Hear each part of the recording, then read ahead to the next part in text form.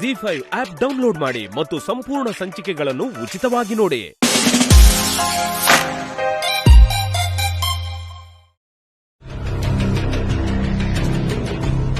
ನೀನ್ ಮಾಡಿರೋ ತಪ್ಪಿಂದ ಸರು ನೊಂದ್ಕೊಂಡಿದ್ದಾಳೆ.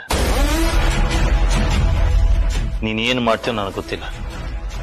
ಇನ್ನು 5 ನಿಮಿಷದಲ್ಲಿ ಸರು ಪೂಜೆಯಲ್ಲಿ ನಿಂತಿರ್ಬೇಕು.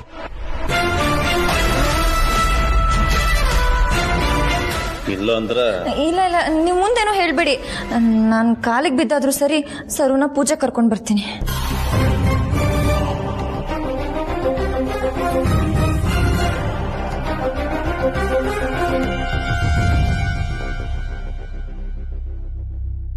ಹಾಯ್ ಸರು. ನಂಗೆ ಗೊತ್ತು ನಿನಗೆ ನನ್ನ ಮುಖ ನೋಡಕ್ಕೂ ಇಷ್ಟ ಇಲ್ಲ ಅಂತ. ಆದ್ರೆ ಏನ್ ಮಾಡ್ಲಿ, ನೀನ್ ಪೂಜೆಗೆ ಬರ್ಲೇಬೇಕು. ನೀನ್ ಬರ್ಲಿಲ್ಲ ಅಂದ್ರೆ ತುಂಬಾ ಕಷ್ಟ ಆಗುತ್ತೆ. ನಿಮಗ್ ಕಷ್ಟ ಆಗುತ್ತೆ ಅಂತ ನನ್ನ ಕರೆಯೋದಕ್ಕೆ ಬಂದಿದ್ದೀರಾ ಅಂದ್ರೆ ನೀವ್ ಎಷ್ಟು ಸೆಲ್ಫಿಶ್ ಅಂತ ಪ್ರೂವ್ ಆಗುತ್ತೆ. ನಾನ್ ಬರೀ ಸೆಲ್ಫಿಶ್ ಅಲ್ಲ, ಇಡಿಯಟ್ಟು, ನಾನ್ ಸೆನ್ಸ್, ಸ್ಟುಪಿಡು, ಏಜೆ ಬೈಯೋ ಎಲ್ಲ ಬೈಗಳಾನು ನಾನೇ. ಈ ತರ ಎಲ್ಲ ಮಾತಾಡೋದಕ್ಕೆ ನಿಮಗ್ ನಾಚಿಕೆ ಆಗಲ್ವಾ? ಅಯ್ಯೋ, ಜೀವ ಕೈಲಿ ಹಿಡ್ಕೊಂಡು ಓಡಾಡ್ತಿರೋಳ್ಗೆ ನಾಚಿಕೆ ಗೀಚಿಕೆ ಎಲ್ಲ ಬೆಂಗಳೂರಿಂದ ಆಚೆಗೆ. ಸರು, ನಡೆದಿದ್ನೆಲ್ಲ ಇನ್ನೂ ಮನ್ಸಲ್ಲಿ ಇಟ್ಕೊಂಡು ಕೂತಿದ್ಯಾ? ಆಗಿದ್ದಾಗೋಯ್ತು, ಮರ್ತ್ ಬಿಡು. ಮರ್ತಿ ನಾವಿಬ್ರು ಚೆನ್ನಾಗಿರೋಣ. ಬರೀ ನನಗ್ ಮಾತ್ರ ಅವಮಾನ ಆಗಿಲ್ಲ, ನಮ್ಮ ಅಣ್ಣಂಗೂ ಅವಮಾನ ಆಗಿದೆ. ನಮ್ಮ ಅಣ್ಣಂಗ ಅವಮಾನ ಆಗಿದೆ ಅಂದ್ರೆ ನಮ್ ಇಡೀ ತವ್ರ ಮನೆಗೆ ಅವಮಾನ ಆದಂಗೆ. ಅದನ್ನ ಹೇಗ್ ಮರೀಲಿ? ಆಗಿರೋದ್ನ ಆಮೇಲೆ ನೆನ್ಪ್ ಮಾಡ್ಕೋ ಸರು. ಈಗ ಪ್ಲೀಸ್ ಪೂಜೆಗ್ ಬಾ. ಏಜೆ ನಿಮಗ್ ಉಗುದ್ ಕಳ್ಸಿದಾರೆ ಅನ್ಸತ್ತೆ, ಅದಕ್ಕೆ ಬಂದ್ ಕರೀತಿದ್ದೀರಾ. ಆಗಲ್ಲ ಅಂದ್ರೆ ಆಗಲ್ಲ, ನಾನ್ ಬರಲ್ಲ. ಅಯ್ಯೋ ದೇವ್ರೆ, ಏನಪ್ಪ ಮಾಡ್ಲಿ? ಇಲ್ಲ, ಮೊದ್ಲು ಜೀವ ಮುಖ್ಯ ಕಣೆ. ಮನೆ ಬಗ್ಗೆ ಮಾತಾಡೋದಕ್ಕೆ ಜೀವ ತೆಗಿಯೋ ಏಜೆ ಸೊಸೆ ಪೂಜೆಗೆ ಬರ್ಲಿಲ್ಲ ಅಂದ್ರೆ ಮನೆ ಮೇನ್ ಡೋರ್ ಎಲ್ಲ ನನ್ ಬಲಿ ಕೊಟ್ಬಿಡ್ತಾರೆ. ಹೋಗು, ಕಾಲಿಗೆ ಬಿದ್ದಾದ್ರೂ ಸರಿ ಸರುನ ಕರ್ಕೊಂಬ. ಸರು, ಈಗ ನಾನ್ ಏನ್ ಮಾಡ್ಲಿ? ತಪ್ಪೆಲ್ಲ ನಂದೆ, ನನ್ನ ಕ್ಷಮಿಸ್ಬಿಡಿ. ಅಯ್ಯೋ, ಏನ್ ಮಾಡ್ತಿದ್ದೀರಾ? ನೀವ್ ಹಿಂಗೆಲ್ಲ ಮಾಡ್ಬಾರ್ದು. ನಮಗ್ ಬೇಡ ಅಂದ್ರು ನೀವ್ ನಮಗ್ ಅತ್ತೆ ಸ್ಥಾನದಲ್ಲಿ ಇದ್ದೀರಾ. ಎದ್ದೇಳಿ, ಇಲ್ಲಾಂದ್ರೆ ನನಗ್ ಆಯಸ್ ಕಡಿಮೆ ಆಗುತ್ತೆ. ಆಯಸ್ ಕಮ್ಮಿ ಆಗತ್ತೆ ಅಂತ ಹೇಳ್ತಿರೋದು ನೀನು ಸರು. ನೀನ್ ಬರ್ಲಿಲ್ಲ ಅಂದ್ರೆ ನಿನ್ ಕಾಲ್ಗೆ ಬಿಡ್ಬಿಟ್ಟು. ಅಯ್ಯೋ, ಹಾಗೆಲ್ಲ ಹೇಳ್ಬೇಡಿ. ನಾನ್ ಬದುಕಿ ಬಾಳ್ಬೇಕು ಅಂತಿರೋಳು. ಹೋಗ್ಲಿ, ಕ್ಷಮಿಸಿದೀನಿ. ಇನ್ನೊಂದ್ಸತಿ ಹೀಗೆಲ್ಲ ಮಾಡ್ಬಾರ್ದು. ಹಾಗಿದ್ರೆ ನೀವು ಪೂಜೆಗೆ ಬರ್ತೀರಾ ಅಲ್ವಾ? ಬರ್ತೀನಿ. ದೊಡ್ಡತನ ಬದುಕಿಸ್ತು, ದೊಡ್ಡತನ ಬದುಕಿಸ್ತು ಅಂದೆ. ಸರಿ ಸರಿ, ಬನ್ನಿ ಹೋಗೋಣ.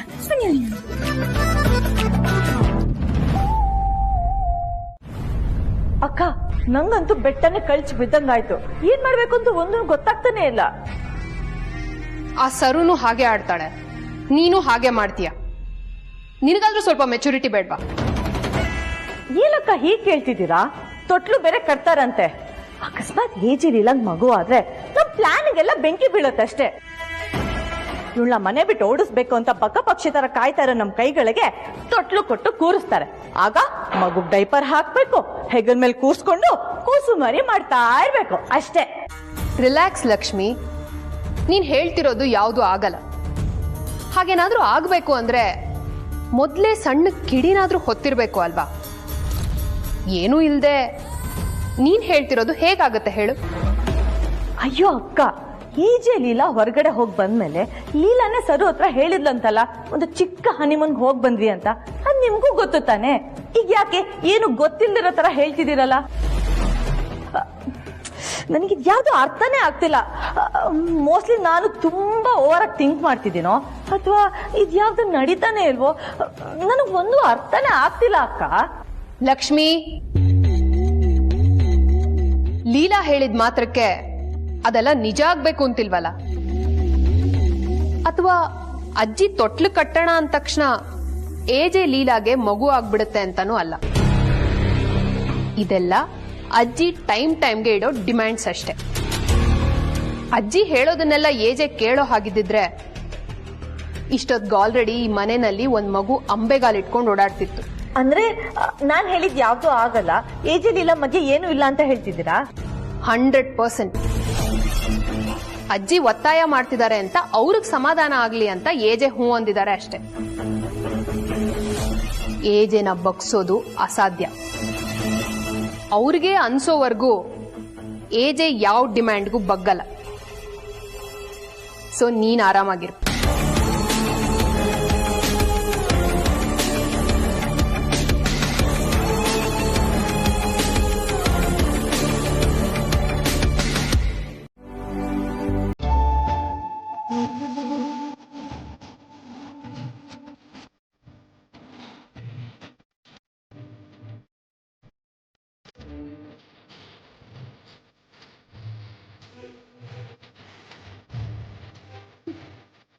ಯಾಕೆ ಲೀಲಾ ಅಷ್ಟೊಂದು ಹೆದರ್ಕೋತಾ ಇದೀಯಾ?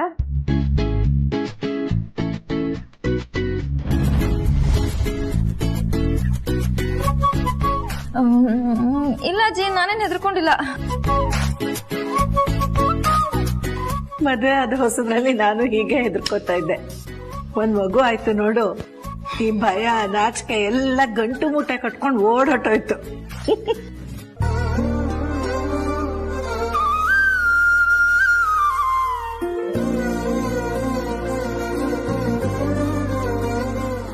ಏನ್ ಲೀಲಾ, ಏನು ಮಾತಾಡ್ತಾನೆ ಇಲ್ಲ? ಏನ್ ಯೋಚನೆ ಮಾಡ್ತಾ ಇದೀಯಾ?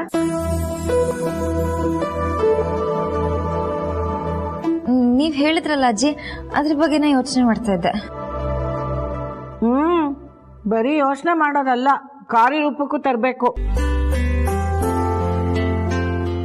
ನೀವಿಬ್ರು ನನಗೆ ಮಾತು ನಡೆಸ್ಕೊಡೋ ಮಗ ಸೊಸೆ ಆಗಿರ್ಬೇಕು.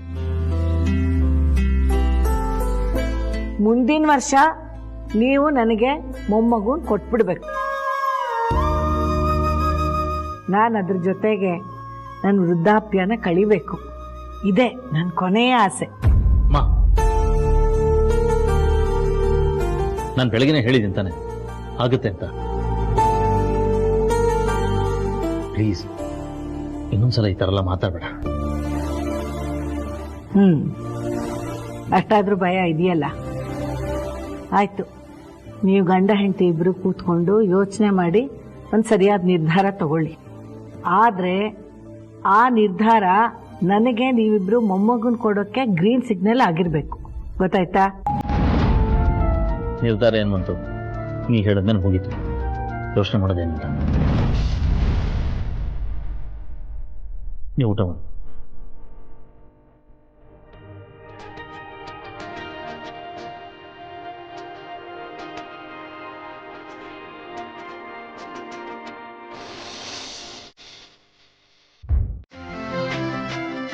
ಏನಿದು?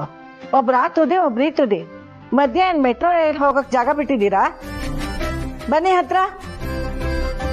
ಹೋ ಬನ್ನಿ. ಗಂಡ ಹೆಂಡತಿ ಕಂಡ್ರ ನೀವು? ಹತ್ತತ್ರ ಬನ್ನಿ. ಇನ್ನು ಬನ್ನಿ ಹಿಂದೆ.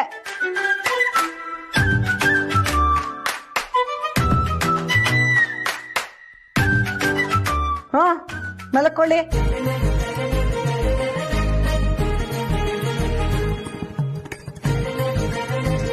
ಮಲ್ಕೊಳ್ಳಿ ಹಿಂದೆ.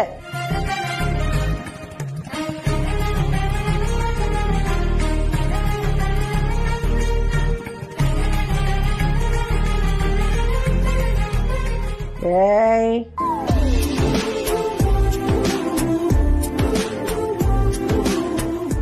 ರಾಮ್, ನಿನಗೆ ಸ್ಪೆಷಲ್ ಆಗಿ ಹೇಳ್ಬೇಕಾ?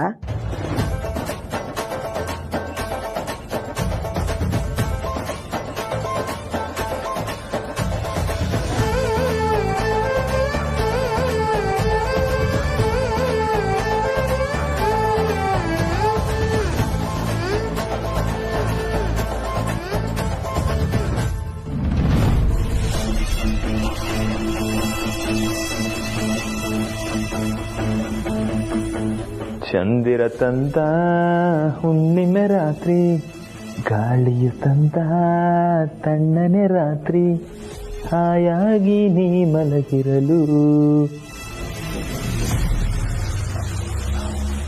ಲೀಲಾ ಬೇಬಿ, ನೀನ್ ಇಲ್ಲೇ ಅಲ್ವಾ ಮಲ್ಗೋದು? ಎಲ್ಲಿ ಹೋಗಿದ್ಯಾ? ಸೋಫಾಯಿಂದ ಬಚ್ಚಿಟ್ಕೊಂಡಿದ್ಯಾ?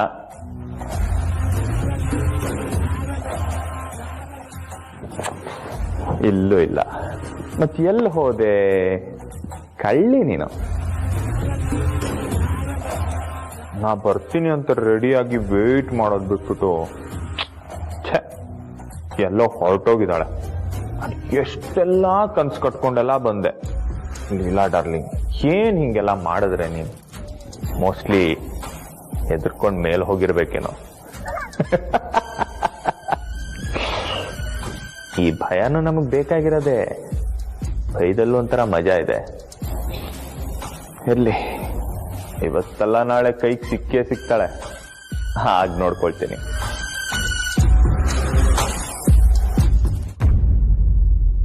ನೀವಿಬ್ರು ಹೀಗೆ ಪಕ್ಕನೆ ಮಲ್ಕೊಂಡಿರ್ಬೇಕು.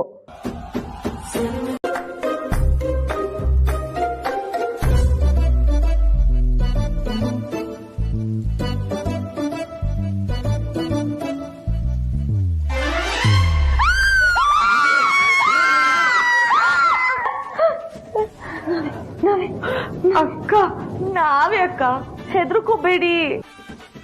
ಮಧ್ಯರಾತ್ರಿ ಹೀಗ್ ಬಂದ್ ಎಪ್ಸಿದ್ರೆ ಹೆದರ್ಕೊಳ್ದೆ ಇನ್ನೇನ್ ಮಾಡ್ಲಿ? ಏನಾಗಿದೆ ನಿಮ್ಮಿಬ್ರಿಗೂ? ಅಲ್ಲ ಅಕ್ಕ, ನಾವಿಬ್ರು ನಿದ್ದೆ ಬರ್ದೆ ಒಳ್ಳೆ ಪಿಶಾಚಿಗಳ ತರ ಓಡಾಡ್ತಾ ಇದೀವಿ.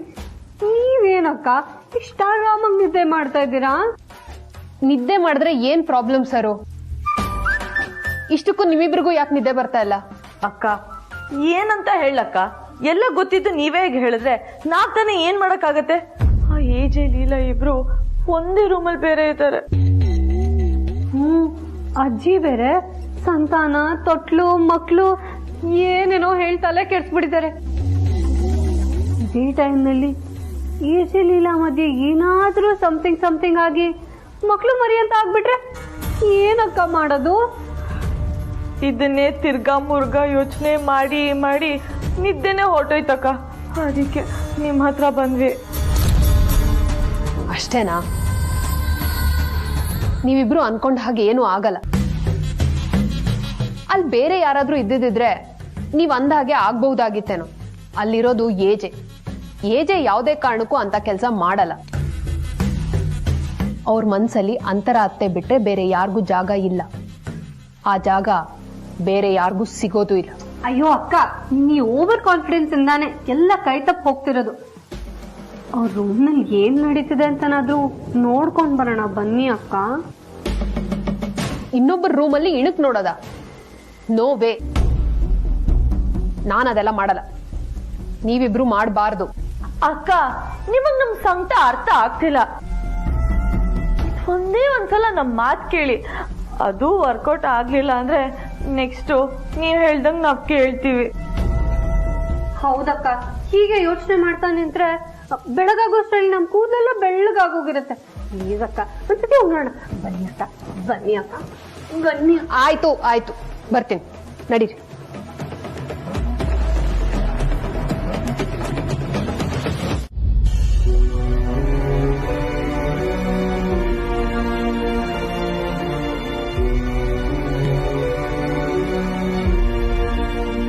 ಪವಿತ್ರ ಅವ್ರೆ, ಇಷ್ಟು ದಿನ ಏನೇನಾಗಿದೆ ಗೊತ್ತಾ?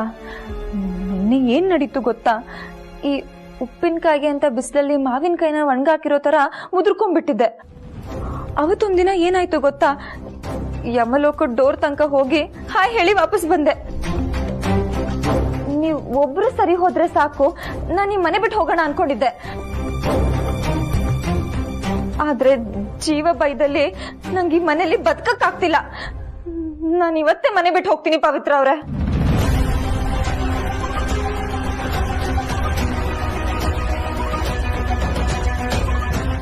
ಏಜೆಯಿಂದ ನನಗ್ ಪ್ರಾಣ ಭಯ ಇದೆ. ಹೇಗೋ ಅವರಿಂದ ತಪ್ಪಿಸ್ಕೊಂಡು ಈ ಮನೇಲಿ ಬದುಕ್ತಾ ಇದ್ದೀನಿ.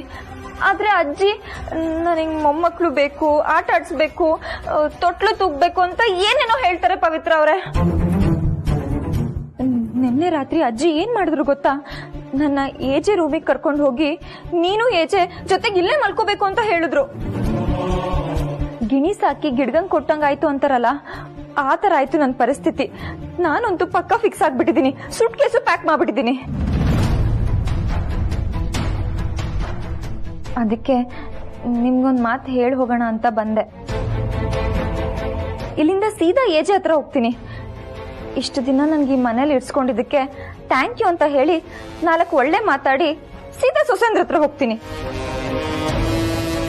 ಇಷ್ಟು ದಿನ ನನ್ನ ಸಹಿಸ್ಕೊಂಡಿದ್ದಕ್ಕೆ ದೊಡ್ಡ ನಮಸ್ಕಾರ ಅಂತ ಹೇಳಿ ಸೂಟ್ ಕೇಸ್ ತಗೊಂಡು ಸೀದಾ ಮನೆಯಿಂದ ಆಚೆ ಹೋಗ್ತೀನಿ. ಇನ್ಯಾವತ್ತೂ ಈ ಮನೆ ಕಡೆ ತಲೆ ಹಾಕಲ್ಲ. ಯಾಕೆ ಈ ತರ ಮಾಡ್ತಿದ್ದೀರಾ? ಏನಾಯ್ತು? ಅಂದ್ರೆ ಈಗ್ಲೇ ಹೋಗು ಅಂತ ಹೇಳ್ತಿದ್ದೀರಾ? ಮತ್ತೆ ನಾನು ಇಲ್ಲೇ ಇರ್ಬೇಕು, ಈ ಮನೆ ಬಿಟ್ಟು ಎಲ್ಲೂ ಹೋಗ್ಬಾರ್ದು ಅಂತ ಹೇಳ್ತಾ ಇದ್ದೀರಾ?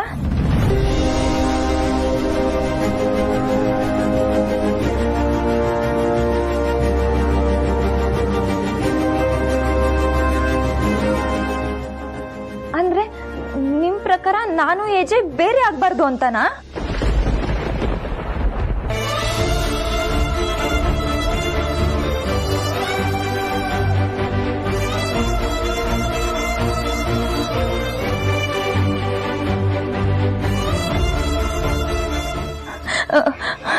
ಪವಿತ್ರ ಅವ್ರ ಏನಾಯ್ತು? ಸರಿ ಸರಿ, ನಾನು ಈ ಮನೆ ಬಿಟ್ಟು ಎಲ್ಲೂ ಹೋಗಲ್ಲ ಆಯ್ತಾ? ಸಮಾಧಾನವಾಗಿರಿ. ಪವಿತ್ರ ಅವ್ರ ಏನಾಯ್ತು? ಸಮಾಧಾನವಾಗಿರಿ. ನಾನು ನಿಜವಾಗ್ಲೂ ಈ ಮನೆ ಬಿಟ್ಟು ಎಲ್ಲೂ ಹೋಗಲ್ಲ. ಪ್ಲೀಸ್ ಪವಿತ್ರ ಅವ್ರೆ, ಸಮಾಧಾನವಾಗಿರಿ, ಸಮಾಧಾನವಾಗಿರಿ.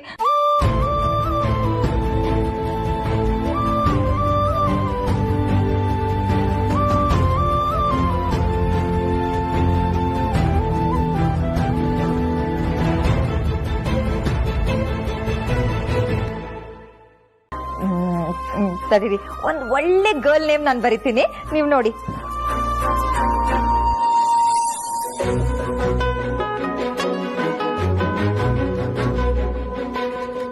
ಅಜ್ಜಿ, ಈ ಹೆಸರು ನೋಡಿ. ಇದು ತುಂಬಾ ಹಳೇದು ಇಲ್ಲ, ತುಂಬಾ ಹೊಸದು ಅಲ್ಲ, ಆದ್ರೆ ಯಾವಾಗ್ಲೂ ಟ್ರೆಂಡಿಂಗ್ ಇರುತ್ತೆ. ನೋಡಿ ನೋಡಿ ಹೇಗಿದೆ.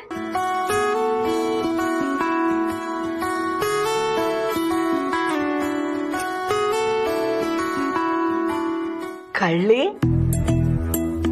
ನಾನು 1 ಹೆಜ್ಜೆ ಮುಂದಿಟ್ರೆ ಗಂಡ ಹೆಂಡತಿ ಇಬ್ರು 100 ಹೆಜ್ಜೆ ಮುಂದೆ ಇಟ್ಬಿಟ್ಟಿದ್ದೀರಾ.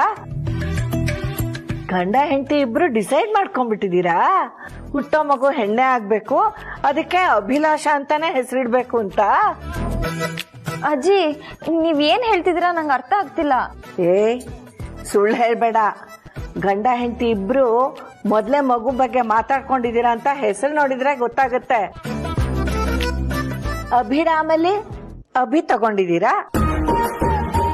ಲೀಲಾನಲ್ಲಿ ಲಾ ತಗೊಂಡಿದ್ದೀರಾ, ಜೈಶಂಕರಲ್ಲಿ ಶಾ ತಗೊಂಡಿದ್ದೀರಾ.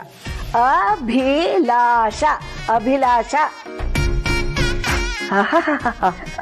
ಏನ್ ಅನ್ಯೋನ್ಯತೆ ಗಂಡ ಹೆಂಡತಿ ಇಬ್ರಲ್ಲೂ.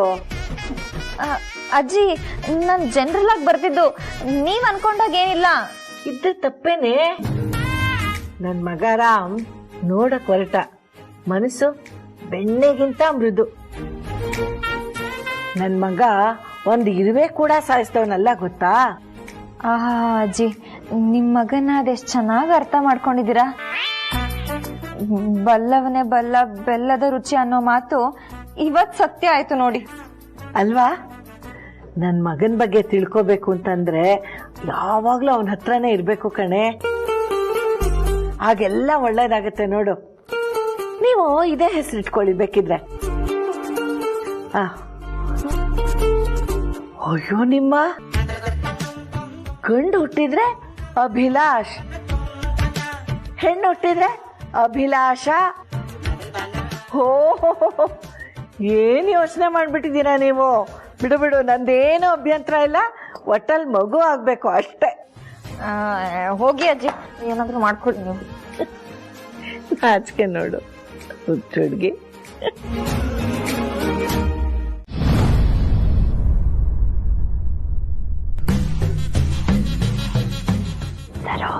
ಇದೆಲ್ಲ ವರ್ಕ್ ಆಗತ್ತೆ ಅಂತ್ಯ. ನೈಸಾಗಿ ಮೂವ್ ಮಾಡಿದ್ರೆ ಎಲ್ಲ ಆಗತ್ತೆ. ಬನ್ನಿ ಅಕ್ಕ.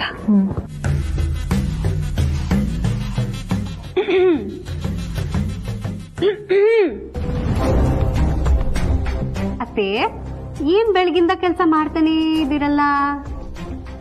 ನಾನ್ ಮಾಡ್ಲಿಲ್ಲ ಅಂದ್ರೆ ನೀವ್ ಮಾಡ್ಕೊಡ್ತೀರಾ? ಅದ ಹಾಗಲ್ಲ, ನೀವ್ ಮನೆಗೆ ರಾಣಿ ಅಲ್ವಾ, ಈ ಕೆಲ್ಸನೆಲ್ಲ ನೀವ್ ಯಾಕೆ ಮಾಡ್ಬೇಕು ಅಂತ ಅಷ್ಟೇ.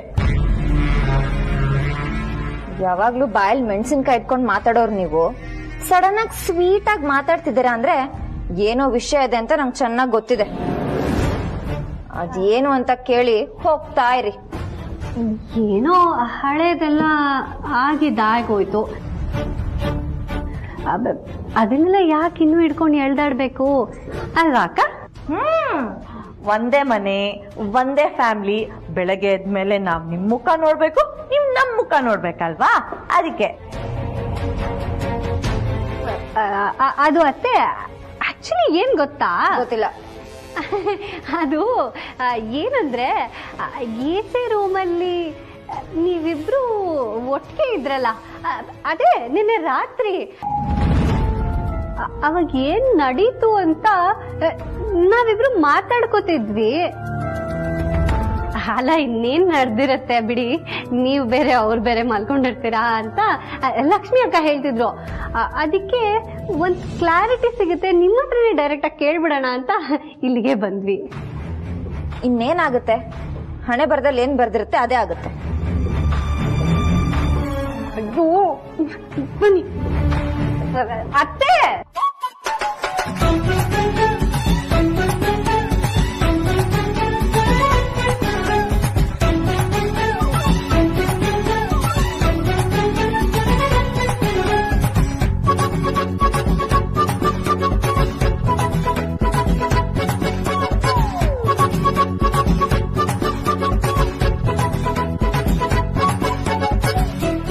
ಓ ಹಿಂಗ ಮ್ಯಾಟ್ರು. ಹೇಗಿದ್ರು ಒಂಟಿಯಾಗಿದ್ರೆ ಭಯ ಆಗುತ್ತೆ. ಅವ್ರಿಗೆ ಚಮಕ್ ಕೊಡ್ತಿದ್ರೆ ನಾನ್ ಎಲ್ಲಿ ಹೋದ್ರು ಬಾಡಿಗಾರ್ಡ್ ತರ ನನ್ ಹಿಂದೆನೆ ಇರ್ತಾರೆ. ಮಾಡ್ತೀನಿ. ನಂಗಿನ್ ಕಾಯಕ್ ಆಗಲ್ಲ ದೇವ್. ರೇವತಿ, ನೀನ್ ಹೀಗ್ ಮಾಡಿದ್ರೆ ನಾನ್ ಏನ್ ಮಾಡ್ಲಿ? ನೀನೊಂಚೂರು ಅರ್ಥನೇ ಮಾಡ್ಕೊಳ್ತಿಲ್ಲ. ನಿನಗ್ ಒಳ್ಳೇದಾಗ್ಬೇಕು ಅಂತ ನಾನು ಎಷ್ಟು ಒತ್ತಾಡ್ತಾ ಇದ್ದೀನಿ. ದಯವಿಟ್ಟು ಅರ್ಥ ಮಾಡ್ಕೋ ರೇವತಿ. ಏನ್ ಒಳ್ಳೇದ್ ಮಾಡಿದ್ದೀರಾ ದೇವ್? ನಿಮಗೇನು ತೊಂದ್ರೆ ಆಗ್ಬಾರ್ದು ಅಂತ ನನ್ನ ಮಕ್ಕನ್ನೇ ಎದುರು ಹಾಕೊಂಡೆ. ಅದ್ ನಿಮಿಗೂ ಗೊತ್ತು ತಾನೆ. ಗೊತ್ತಿದ್ರು ಬೇಕು ಅಂತ ಕೇರ್ಲೆಸ್ ಮಾಡ್ತಿದ್ದೀರಾ ಅಲ್ವಾ? ರೇವತಿ, ನೀನಾ ಹೀಗ್ ಮಾತಾಡ್ತಿರೋದು? ದೇವ್, ನನ್ ಮಾತ್ ನಿಮಗೆ ಹರ್ಟ್ ಆಗ್ಬೋದು, ಆದ್ರೆ ನಾನು ಏನ್ ಮಾಡ್ಲಿ? ಆ ಸಿಚುಯೇಷನ್ ಅಲ್ಲಿ ನಾನಿದ್ದೀನಿ. ಕಾದು ಕಾದು ಸಾಕಾಗಿ ಹೋಗಿದೆ ನಂಗೆ. ಅಕ್ಕನ್ ಬಿಟ್ಟಿರಕ್ಕ ಆಗ್ತಿಲ್ಲ ದೇವ್. ನೋಡಿ, ಇವತ್ತೆರಡರಲ್ಲಿ ಒಂದು ಡಿಸೈಡ್ ಆಗ್ಬೇಕು. ನಾನು ನೀವು ಅಕ್ಕ ಭಾವನ ಹತ್ರ ಹೋಗಿ ಕ್ಷಮೆ ಕೇಳ್ಬೇಕು. ಆಗುತ್ತಾ? ಆಗಲ್ವಾ? ರೇವತಿ, ನಾನು ಅವತ್ತಿಂದ ಹೇಳ್ತಾ ಇದ್ದೀನಿ, ದುಡುಕ್ಬೇಡ ಅಂತ. ನೀನ್ ಈ ತರ ದುಡುಕಿದ್ರೆ ನಾನು ಏನ್ ಮಾಡ್ಲಿ? ನಾನು ಎಲ್ಲ ವ್ಯವಸ್ಥೆ ಮಾಡ್ತಿದ್ದೀನಿ ರೇವತಿ. ದಯವಿಟ್ಟು ಅರ್ಥ ಮಾಡ್ಕೋ. ಲೀಲನ್ ಒಪ್ಸಿ ಎಲ್ರ ಮುಂದೆ ನಿನ್ನ ಪ್ರಪೋಸ್ ಮಾಡ್ಬೇಕು ಅಂತಿದ್ದೆ. ಅದನ್ನೆಲ್ಲ ನಿನಗೆ ಹೇಳೋದಿಕ್ಕಾಗುತ್ತಾ? ಸುಮ್ಮನೆ ದುಡುಕ್ಬೇಡ. ನನ್ನ ಪ್ಲಾನ್ ಎಲ್ಲ ಉಲ್ಟಾ ಆಗುತ್ತೆ. ನಮ್ಮ ಪ್ರೀತಿನ ಜನ ಒಪ್ತಾ ಇರ್ಬೋದು, ಸಮಾಜ ಒಪ್ತಾ ಇರ್ಬೋದು, ಕುಟುಂಬಗಳು ಒಪ್ಕೋಬೇಕು. ನಾನು ನಿನಗೋಸ್ಕರ ಏನೇನೋ ಮಾಡ್ಬೇಕಂತಿದ್ದೀನಿ. ಕೇಕ್ ತರಿಸಿ ಅದ್ರ ಮೇಲೆ ನಿನ್ನ ಹೆಸರನ್ನು ಬರ್ಸಿ.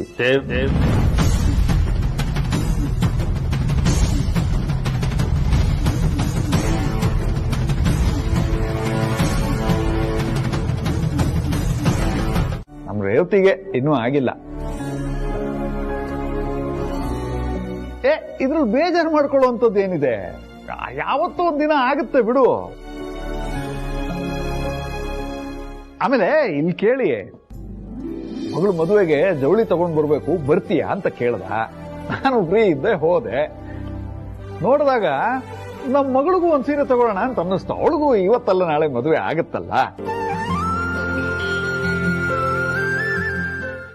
ಇದನ್ನ ಮದುವೆ ಶಾಸ್ತ್ರಕ್ಕಿಂತ ಮುಂಚೆ ಅಥವಾ ರಿಸೆಪ್ಷನ್ಗಾದ್ರೂ ಉಡ್ಬೋದು.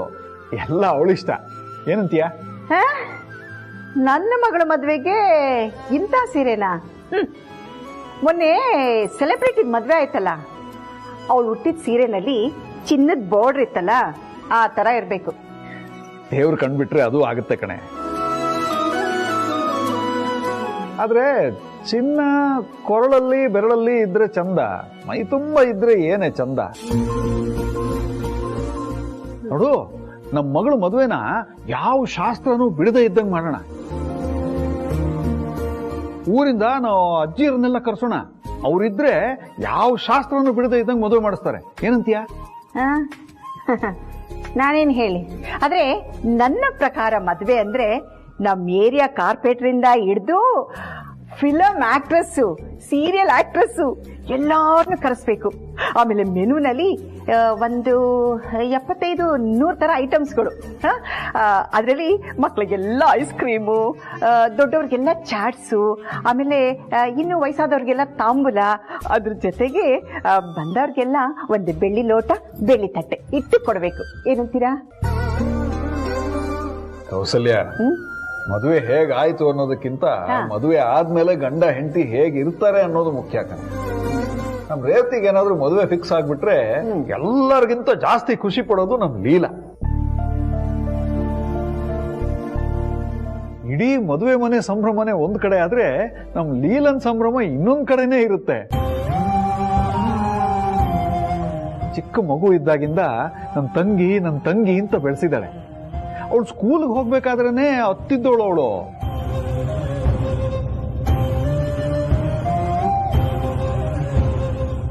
ಇನ್ನು ಮದುವೆ ಮಾಡ್ಕೊಂಡು ಗಂಡನ ಮನೆಗೆ ಹೋದ್ರೆ ಅಳದೇ ಇರ್ತಾಳ. ಅದನ್ನ ನಮ್ ಕೈಯಲ್ಲಂತೂ ನೋಡಕ್ಕಾಗಲ್ಲ.